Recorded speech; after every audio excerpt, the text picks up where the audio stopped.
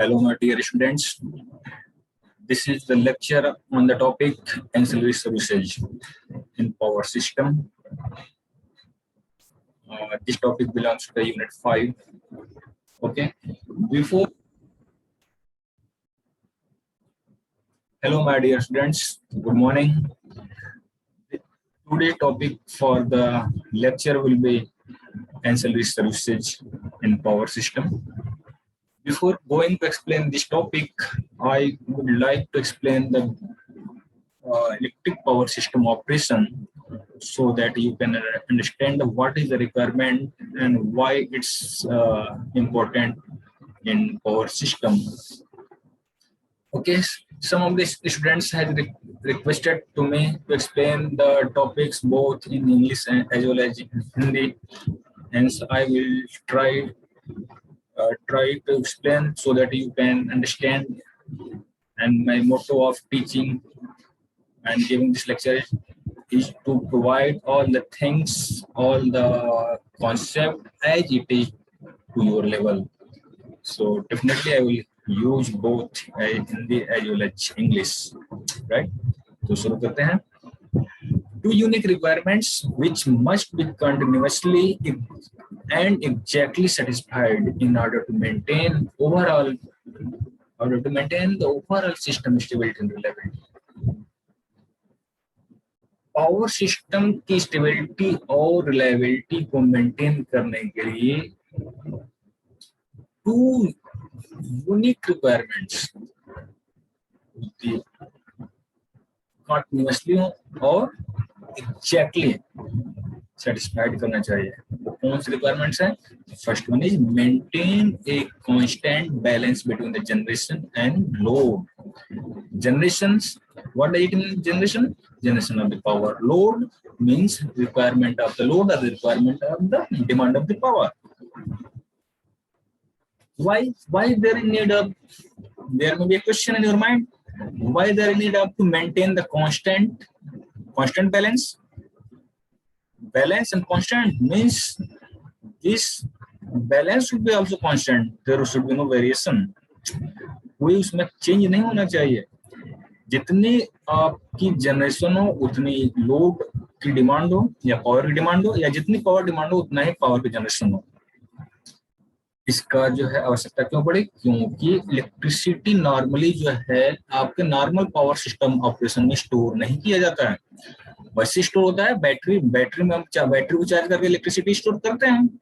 But this methods are this way of power distribution through battery will be very costly. इसलिए क्या करते हैं, हम क्या करते हैं, पावर प्लांट से जनरेट करते हैं, हम लोड सेंटर को या लोड को डिस्पैच कर देते हैं. तो इसका मतलब है कि जिस प्रोडक्ट को, जिस कमोडिटी को, या इलेक्ट्रिसिटी रूपी जो कमोडिटी है, पदार्थ है, उसको अगर हम स्टोर नहीं कर सकते तो हम उतना ही प्रोड्यूस करें जितना कि हमें आवश्यकता है. तो पहली लाइन का मतलब यही है, maintain a constant balance between the generation and load because it can not be stored. Now the second point, adjust generation to manage power flow within the constraints of the individual transmission facilities.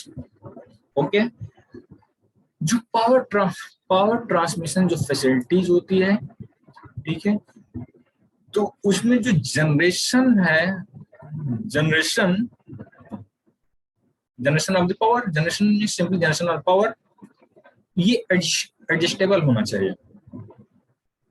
Adjustable means कि अगर आपका power load centre पे power requirement या load demand, power demand अगर कम या अधिक हो, तो उसके करस्पॉन्डिंग जो आपका जो पावर फ्लो है वो कम अधिक हो सके, और साथ में कॉन्स्ट्रेंट्स, मतलब that things, that parameter which limits the power transfer in order to maintain the reliability and stability.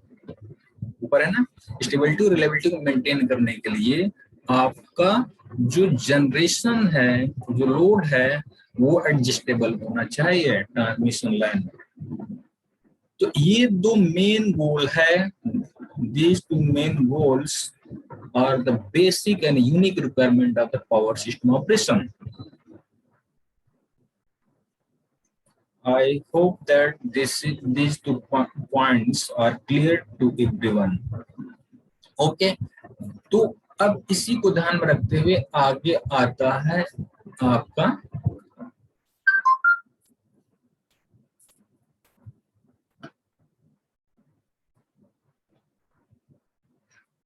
अब इसकी जो कॉन्सिक्वेंस क्या है. What is there are 4 consequence. Prices are inherently volatiles. जो इलेक्ट्रिसिटी की प्राइसेज है वो आंतरिक रूप से मूल रूप से वोलेटाइल होता है, मतलब चेंजेबल होता है, वेरी फास्ट चेंज, वेरिएबल होता है, फ्लेक्सिबल होता है. Just a second.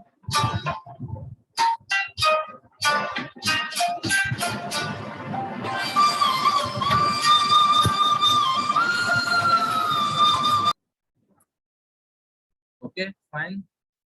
First point is prices are inherently volatile. Means prices of electricity in power system is not constant. It's continuously changed because the loads demand or power demand are continuously change. जो power का demand होता है आपका load side से, load centre से, तो वो आपका कंटिन्यूअसली जब चेंज होगा तो उसके हिसाब से पावर प्लांट पे जो लोड की रिक्वायरमेंट है वो भी अलग अलग होगा. हो सकता है किसी समय किसी टाइम पे 24 घंटे में किसी टाइम पे बहुत कम हो लोड का डिमांड, तो पावर जनरेशन कम होगा. ठीक है.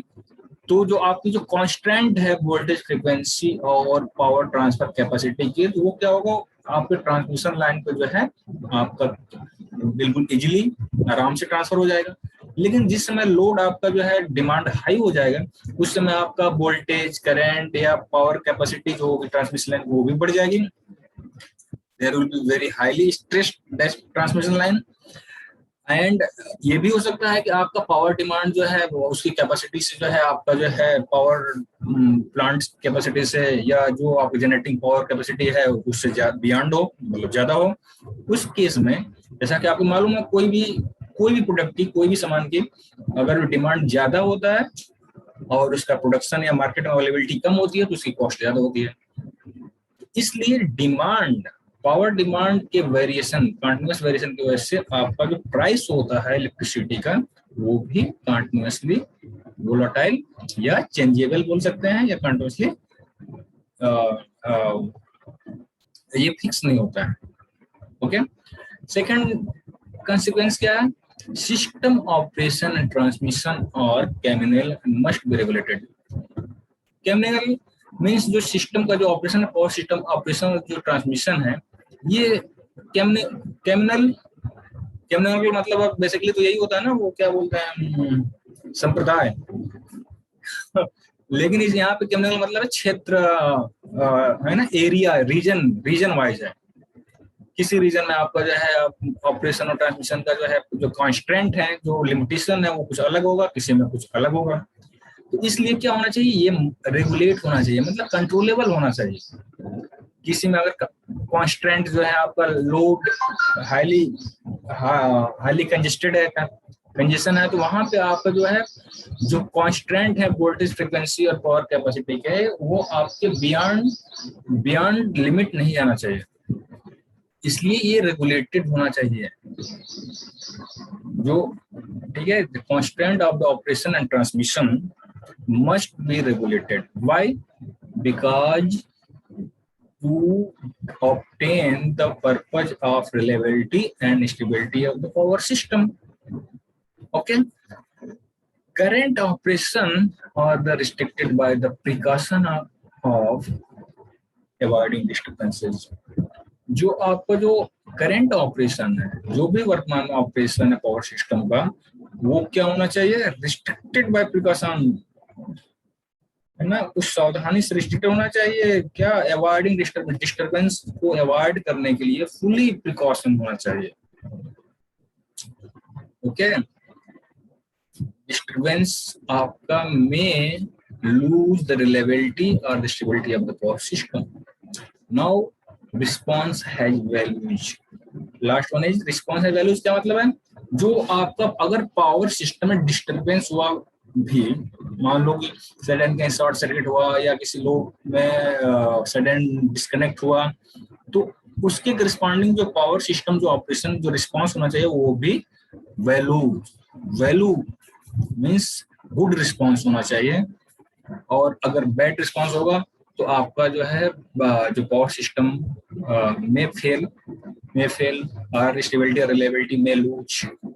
Okay, now this next slide is this is the 4 pillar of the market operation, है ना।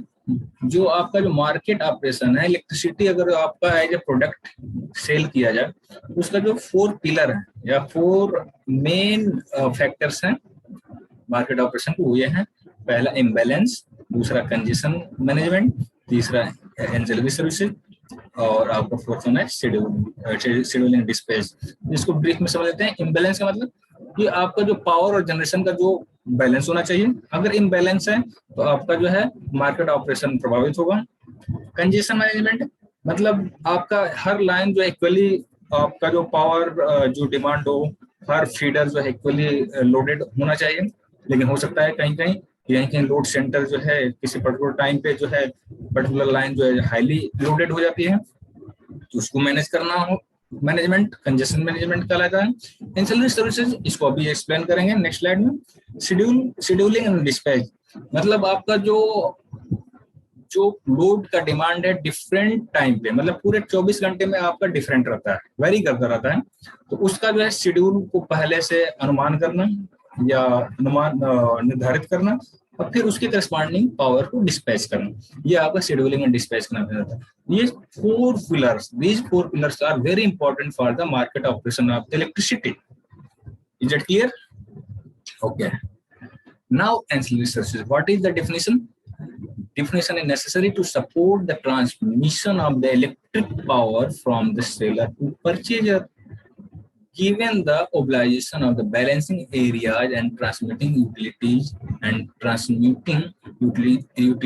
within these balancing areas to maintain reliable operation of the interconnected transmission system.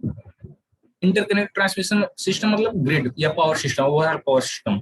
इसमें क्या करना है, मेंटेन करना है किसे, रिलेबिलिटी को, रिलेबल ऑपरेशन को मेंटेन करने के लिए क्या करते हैं, नेसेसरी सपोर्ट, जो आवश्यक सपोर्ट है किस चीज में, ट्रांसमिशन ऑफ इलेक्ट्रिक पावर के ट्रांसमिशन में, from the seller to purchaser, खरीदने वाले बेचने वाले से खरीदने वाले तक, given to obligation of the balancing areas and transmitting utilities, ना एरिया को और ट्रांसमिटिंग यूटिलिटीज मतलब जो ट्रांसमिट करेगा कंपनी वो, और बैलेंसिंग एरिया मतलब जो लोड डिमांड है, ये जब बैलेंस करने के लिए जो आवश्यक सपोर्ट है उसको हम क्या बोलते हैं, एंसिलरी सर्विसेज। जो भी आवश्यक सपोर्ट हम सर्विस कर देते हैं, तो बेसिकली इसको मोटा मोटा ये समझना है कि जो आपका जो रिएक्टिव पावर सपोर्ट आप पढ़े होंगे, अभी जो हमने फैक्ट्स डिवाइसेस जो प्रीवियस लेक्चर में पढ़ाया था, तो जो भी फैक्ट डिवाइस है वो क्या करता है, रिएक्टिव पावर सपोर्ट के लिए जो है वो डिवाइसेस यूज होती हैं। ठीक है, रिएक्टिव पावर सपोर्ट क्यों जरूरत पड़ता है, जहां पे आपका voltage drop due to heavy load और due to highly inductive load, there will be voltage drop, high voltage drop, hence it must be there must be a reactive power support in order to maintain our flat voltage profile. तो ये आपका power generation transmission का part नहीं है, ये आपका एक additional या एक्सक्लूसिव सर्विस है जो कि आपके रिलेबिलिटी पावर सिस्टम की रिलेबिलिटी को, स्टेबिलिटी को मेंटेन करने के लिए आवश्यक है। इसलिए आपका जो वोल्टेज रिएक्टिव पावर सपोर्ट है ये आपका एंसिलरी सर्विसेज में आएगा। ठीक है, एक और एग्जांपल आपका है ब्लैक स्टार्ट। ठीक है, ब्लैक स्टार्ट क्या होता है, जिस समय आपका पावर प्लांट शट डाउन हो जाता है तो आपको without network connection power system के प्लांट को रिस्टोर करने के लिए जो आपका जो प्रोसेस है उसको ब्लैक स्टार्ट बोलते हैं।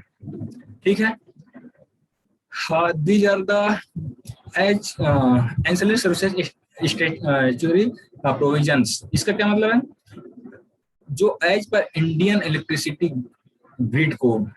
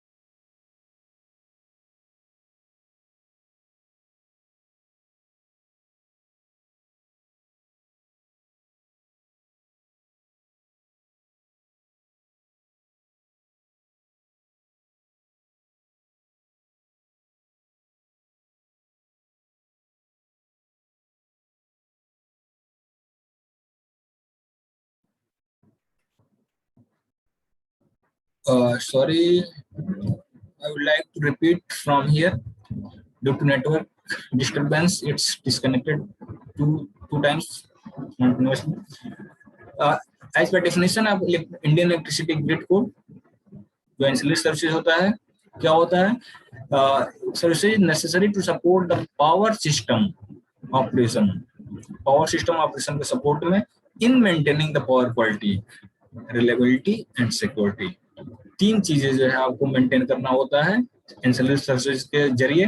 क्या है वो? Quality, power quality, reliability and security. Power quality means there must be good voltage profile and frequency. Okay. Reliability means reliable होना चाहिए, जब हमें आवश्यक हो तो मिलना चाहिए, सप्लाई अवेलेबल होना चाहिए, नहीं हो तो नहीं होना चाहिए। Security means सिक्योर होना चाहिए पावर सिस्टम, ठीक है। There must be secure means आपका ब्लैकआउट से जो है सिक्योर होना चाहिए, है ना। ये नहीं कि आपका लोड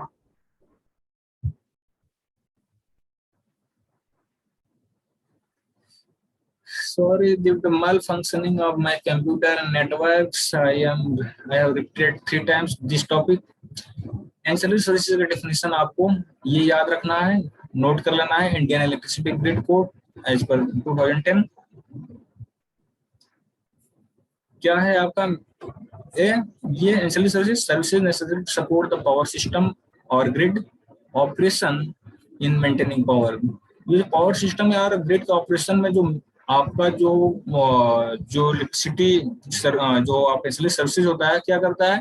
मेंटेन करता है क्या? Power quality, reliability and security. ये तीन चीजों को मेंटेन करने के लिए जो रिक्वायर्ड सर्विस होती है उसको बोलते हैं एंसिलरी सर्विस, ठीक है। ये ऑब्जेक्टिव है। ये ऑब्जेक्टिव जो है आपको याद रखना है, ancillary services is an exclusive function of the RLDC. What is meaning RLDC? Regional load dispatch centre, है ना। आपका जो है डिस्पैच सेंटर जो है आपका जस्ट अ सेकंड, जो है ना आपका डिस्पैच सेंटर काम होता है आपका डिमांड, पावर डिमांड को जो है डिटरमाइन करना, उसके अकॉर्डिंग पावर जो आपका सप्लायर होता है या जनरेटिंग कंपनी होती है उनको जो पावर जनरेटर में रिक्वेस्ट करना कि इतनी पावर की रिक्वायरमेंट इस रीजन में है। तो जो रीजनल लेवल की होती है रीजनल लोड डिस्पैच सेंटर बोलते हैं, जो नेशनल लेवल की होती है उसको एनएलडीसी बोलते हैं, नेशनल लोड डिस्पैच सेंटर, और जो स्टेट लेवल की होती है आपका बोलते हैं state load dispatch centre. Okay. UI means होता है आपका अनशेड्यूल्ड इंटरचेंज। तो ये आपके इंपॉर्टेंट है, ये डिफिनेशन आप याद रखना। आपका जो ये वाला जो पैराग्राफ है इसको याद रखना है। Now what is important right now in view of these ancillary services? What is important to realize need for and value of the capacity in ancillary services. This basic must not lost in the implementation detail and market rules. जो आपका जो basic rules हैं, market rules और implementation detail, ये lost नहीं होना चाहिए। दूसरा, energy is still basic commodity. जो आपका जो एनर्जी है यूजर के लिए, है ना, जो यूजर का जो मेन इंटरेस्ट है वो एनर्जी है या इलेक्ट्रिसिटी पावर है। तो ये everything else simply support the delivery of energy, but without effective delivery the no transaction completed as per expectation. तो मेन एनर्जी जब कमोडिटी है, ये जो आपके यूजर को रिक्वायरमेंट है, तो ये चीजें आपको यूजर को मिलनी चाहिए। लेकिन इसके अलावा जो एनर्जी सप्लाई के अलावा हो बाकी चीजें सपोर्ट करते हैं, सिंपली सपोर्ट डिलीवरी एनर्जी को, डिलीवरी में जो आवश्यक चीजें हैं वो आपको ये एंसिलरी सर्विसेज में आती हैं, ठीक है।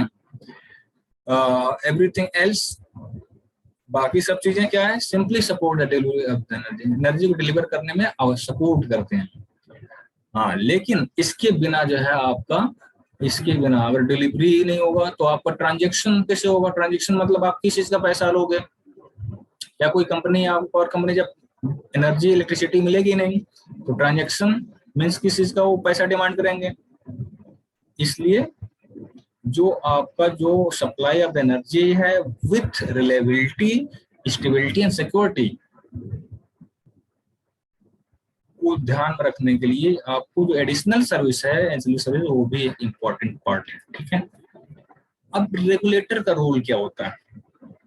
Role of regulator, regulator simply जो पावर आपका जो ट्रांसमिशन जनरेशन है, ट्रांसमिशन है, ठीक है, तो उस पे जो कंट्रोल करने वाले अथॉरिटीज या कंपनीज और यूटिलिटीज को क्या बोलते हैं? रेगुलेटर।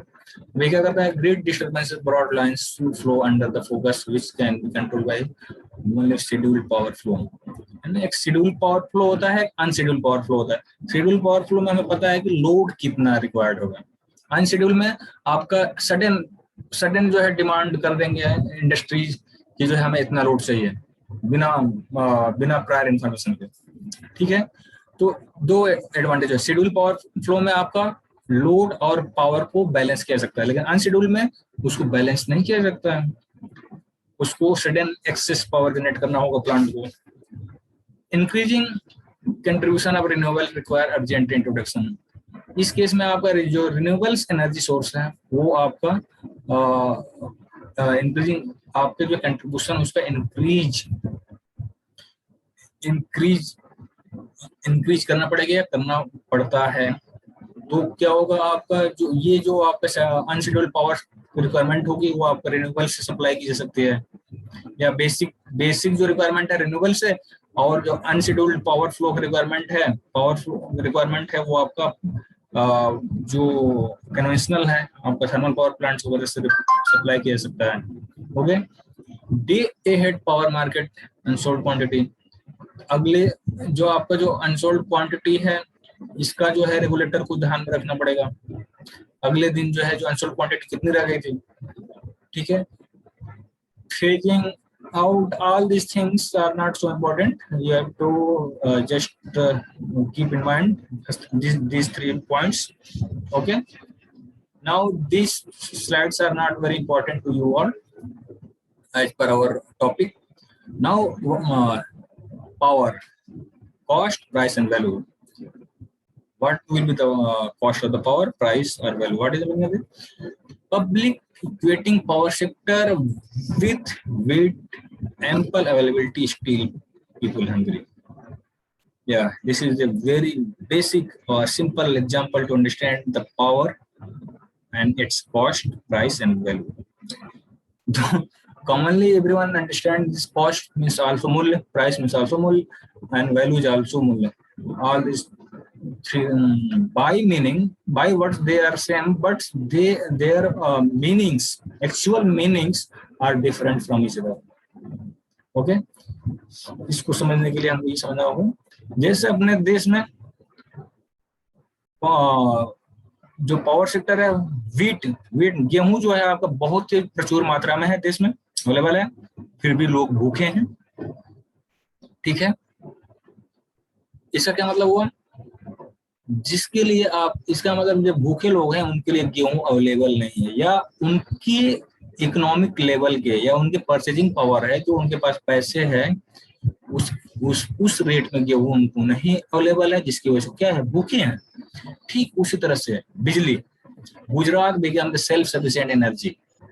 गुजरात जो है आपका आत्मनिर्भर हो चुका है एनर्जी के मामले में, एंड ये want to sell energy outside, वो बाहर बेचना चाहता है एनर्जी को। No by around the RS4 पर किलोवाट, 4 रुपए प्रति यूनिट पे भी जो है कोई बायर जो है परचेज नहीं करने वाला मिल रहा है। मतलब कई लोग जो है they are other states are not capable to buy up to this low price, up to this level, due to which they are hungry in terms of the power. अंतर स्टेट में क्या है, बिजली की कमी है, जबकि गुजरात में बिजली आपका 4 रुपए प्रति यूनिट तक अवेलेबल है, क्योंकि वो आपका आत्मनिर्भर या एक्सेस एनर्जी पावर जनरेट कर चुका है, वो अपने लिए पर्याप्त और एक्सेस को बेचना चाह रहा है, लेकिन फिर भी जो है 4 रुपए प्रति यूनिट पे भी जो है बाहर वो कोई खरीदने वाला नहीं मिल रहा है। तो ये आपका सेम एग्जांपल है, जैसे वीट, कोई भूखा है जबकि गेहूं प्रचुर मात्रा में है। तो डिस्ट्रीब्यूशन कंपनी, डिस्कॉम मीन्स होता है distribution company, financially not allowing power purchase in market as cash and carry. तो जो फाइनेंशियल है ना, जो डिस्काउंट फाइनेंशियल जो होता है, जो फाइनेंशियल इनकी एक्टिविटीज होती है, ये अलाउ नहीं करते हैं क्या, कैश, मतलब आप कैश लाओ और उसको वो कर दो, ले जाओ। जैसे सामान होता है ना, आप दुकान पे जाओ, पर्ची उनकी जाओ, पैसा दिया, सामान लिया। ये इसमें जो है डिस्ट्रीब्यूशन कंपनी पावर डिस्ट्रीब्यूशन में या पावर सिस्टम में ये नहीं होता है। ठीक है, इसमें पहले से आपको पावर की रिक्वायरमेंट पहले से आपको होती है, उसका जो है क्या बोलते हैं, एक बिडिंग होती है, और जो लो प्राइस बिड, जो हाईएस्ट प्राइस जो जाता है वो उस पे जो है वो सेल करता है, और उस और सबके लिए वो प्राइस जो है कॉन्स्ट बराबर होती है।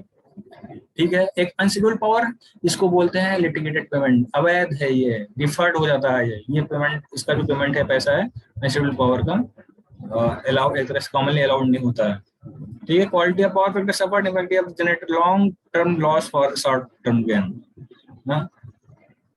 तो आपका जो पावर है ना, पावर की क्वालिटी और तो इम्पैक्ट, तो ये डिपेंड करता है impact life of generator. Generator का जो है ना आपका, जैसे जैसे लाइफ जब वो होता है लॉन्ग लाइफ, जैसे जैसे बीतता है वैसे वैसे पावर क्वालिटी जो है डिक्रीज होती है। ठीक है, तो फिर आपके पावर कॉस्ट जो है करस्पॉन्डिंग इफेक्ट होता है, बढ़ जाता है। नहीं, मतलब जब पुराना जनरेटर होगा तो उसमें लॉसेज जो है ज्यादा हो जाएगा, घिस पिट जाएगा, उसका जो डिफिशिएट हो जाएगा उसका जो कंपोनेंट, तो आपको ज्यादा फ्यूल लेगा, कम पावर आउटपुट देगा, जिसकी वजह से क्या हो जाएगी, जो कॉस्ट हो जाएगी बढ़ जाएगी। ठीक है, most important, due to the unscheduled power flows grid security is issued due to line loading crossing stability limits. जो अनशेड्यूल्ड पावर का एक सबसे बड़ा ड्रॉबैक क्या है, जो आपका जो लोडिंग कैपेसिटी है, लाइन लोडिंग क्या होता है, क्रॉस कर जाता है, जिसकी वजह से स्टेबिलिटी लिमिट जो है डिस्टर्ब हो जाती है। स्टेबिलिटी डिस्टर्ब हो जाएगी तो वो पावर प्लांट पूरा ब्लैकआउट, मतलब आपका ब्लैकआउट मतलब फेल हो जाएगा। ठीक है, क्योंकि स्टेबिलिटी लिमिट्स पार कर जाएगा, इसकी वजह से अनशेड्यूल्ड पावर। ठीक है, शेड्यूल पावर को तो जो है सप्लाई कर सकता है पावर प्लांट आराम से, लेकिन अनशेड्यूल्ड पावर को नहीं कर सकता। ठीक है, अब ये ऑब्जेक्टिव क्या है, main objective of the ancillary power services. Then main objective, harness left over generation of the at optimum cost. जो पावर प्लांट का जो बचा हुआ जो जनरेशन कैपेसिटी है उसको ऑप्टिमम कॉस्ट पे जनरेट करना, उसको यूज करना, मतलब उसका उपयोग कर लेना, क्या है पहला ऑब्जेक्टिव है। दूसरा ऑब्जेक्टिव है help the grid improve frequency profile. Grid की जो है आपका जो फ्रीक्वेंसी प्रोफाइल है उसको इम्प्रूव करना, ये एंसिलरी सर्विसेज का वो है दूसरा ऑब्जेक्टिव है। थर्ड ऑब्जेक्टिव है opportunity for the generator. Generators जो है आपका उसको और अवसर देना, और जब ऑप्टिमम कॉस्ट उसकी जो लेफ्ट पावर को जब वो जनरेट करेगा तो इसका मतलब उसको अवसर मिल गया और पावर उसको सप्लाई करने का। ठीक है, रिड्यूस लोड शेडिंग। वो लोड आपका जो शेडिंग की जाती है, जब ओवरलोड होता है, मतलब beyond the generating capacity of the जो जनरेटर होता है, उस केस में लोड जो अवांछनीय लोड है उसको सेट मतलब ऑफ करना पड़ता है। तो आपका जो ऑप्टिमम पे जो है कॉस्ट पे जो आपका जनरेशन आपको और एक्सेस होने लगा, तो उसमें आपका जो लोड शेडिंग क्या करेगा, रिड्यूस हो जाएगा, मतलब नहीं करना पड़ेगा load off. Elevate congestion and transmission to some extent.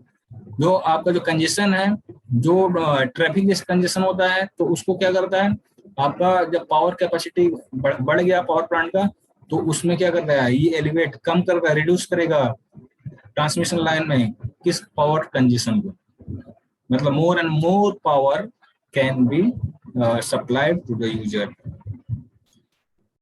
ये किसकी वजह से, एंसिलरी सर्विसेज की वजह से। ठीक है, opportunity for the opportunity for peakers and permanent storage plant renewable generation. Renewable generation also comes under the ancillary power services. Okay, this renewable generation is the exclusive additional activities from the conventional power generation. These are again role and system operator का role. ये act आपको याद रखना है, act जो है क्या करना है, ये क्या काम होता है, इसके अकॉर्डिंग जो इस टाइम जो NLDC है, नेशनल लोड डिस्पैच सेंटर है, क्या करता है, assigned role of economic and efficient operation of the system, उस एक्ट के according be responsible of the optimum scheduling. जो लोड डिस्पैच सेंटर का जो काम होता है ऑप्टिमम शेड्यूलिंग और डिस्पैच का काम होता है। ऑप्टिमम शेड्यूलिंग का मतलब कि maximum power can be supplied to the maximum users, और डिस्पैच मतलब पावर को डिस्पैच करना, सप्लाई करना, भेजना, ठीक है। In according with the contracts entered into with licensee and generating companies operating in the region, उस रीजन में, ठीक है, जो भी लाइसेंसी और यूजर के बीच में, ठीक है। तो ये याद रख सकते हैं, याद रखना है। ये एक्ट जो है आपका रेगुलेटरी फ्रेमवर्क के अंतर्गत आएगा। ये स्लाइड आपकी इम्पोर्टेंट नहीं है। प्रपोज एंसिलरी सर्विसेज, ये भी जो है आपका इम्पोर्टेंट नहीं है, ये भी इम्पोर्टेंट नहीं है। सेंट्रल एडवाइजरी कमेटी, ये स्टडी, ठीक है। तो ठीक है, बाकी स्लाइड आपका इम्पोर्टेंट नहीं है, तो इसलिए यहाँ ये this is all about the ancillary services in power system. Okay, now